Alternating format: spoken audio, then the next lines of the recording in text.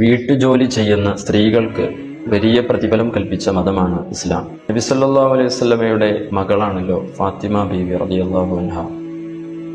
മഹദി അവറുകൾ വീട് വൃത്തിയാക്കുമ്പോൾ പൊടിപടലങ്ങളൊക്കെ പാറിയിട്ട്, അതുപോലെ അവിടുന്ന് കൈകളിൽ രോഗം വരികയും പ്രയാസകരമായ നിമിഷങ്ങളിലൂടെ കടന്നുപോയിട്ടും നബി സല്ലല്ലാഹു അലൈഹി വസല്ലമ തങ്ങളുടെ അടുക്കൽ അടിമകൾ ഉള്ള സമയത്ത് നബി തങ്ങളെ കണ്ടപ്പോൾ നബി സല്ലല്ലാഹു അലൈഹി വസല്ലമ തങ്ങൾ അവിടുന്ന് പഠിപ്പിച്ചു കൊടുത്തത് ജോലി ചെയ്യുന്നതിനിടയിൽ ചൊല്ലാനുള്ള തസ്ബീഹുകളായിരുന്നു.